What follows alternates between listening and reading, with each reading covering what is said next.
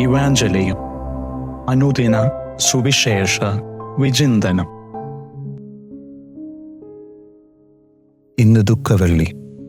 ഈശോയുടെ കുരിശിലെ പരമയാഗത്തെ ഓർക്കുകയും ആ മഹാത്യാഗത്തിന് മുൻപിൽ കുമ്പിട്ട ശിരസ്സോടെ ഈ പ്രപഞ്ചം മുഴുവനും നിൽക്കുകയും ചെയ്യുന്ന ദിനം.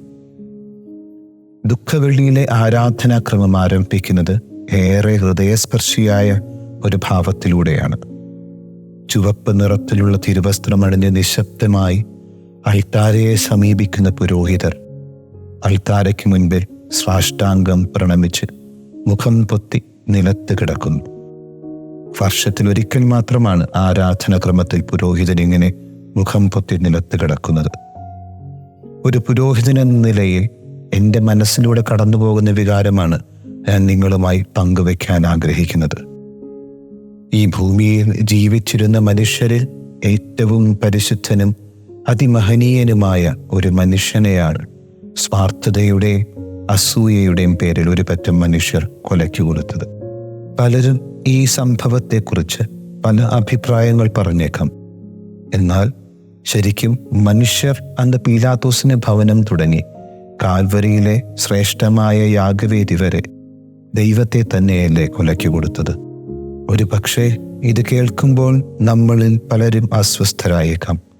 എന്നിരുന്നാലും ഓരോ തവണയും നമ്മുടെ ഉള്ളിലെ ദൈവാഗ്നിയെ ഊതിക്കെടുത്തുമ്പോഴും സ്വാർത്ഥതയുടെ 30 വെള്ളിക്കാശിന് അവനെ നമ്മുടെ ജീവിതത്തിൽ നിന്നും പറിച്ചു മാറ്റുമ്പോഴും നമ്മൾ ഓരോരുത്തരും ദൈവത്തെ വീണ്ടും വീണ്ടും വധിക്കുകയല്ല ചെയ്യുന്നത്. എന്നിട്ടും ഏറ്റവും നിർദ്ദയമായ മരണമുഖം പോലും അവൻ രക്ഷയുടെ സ്രോതസ്സായി മാറ്റി. ആത്മാവിലെ ദുഃഖഭാരത്താലും മനസ്സിലെ കുറ്റബോധത്താലും മുഖം പൊത്തി നിലത്ത് കിടക്കുന്ന അതേ പുരോഹിതൻ തന്നെയല്ലേ ദൈവജനത്തെ ഒന്നടങ്കം രക്ഷയുടെ സ്രോതസ്സായ കുരിശിനെ വണങ്ങാൻ ക്ഷണിക്കുന്നത്?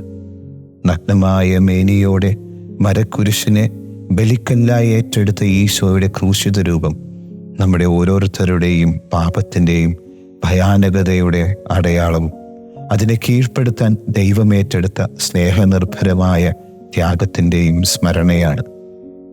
ആകയാൽ പ്രിയ സഹോദരരെ, നമുക്ക് പ്രാർത്ഥിക്കാം.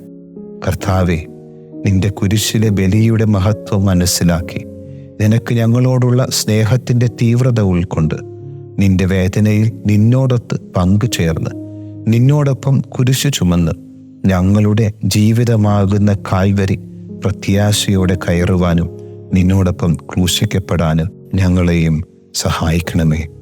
ആമേൻ.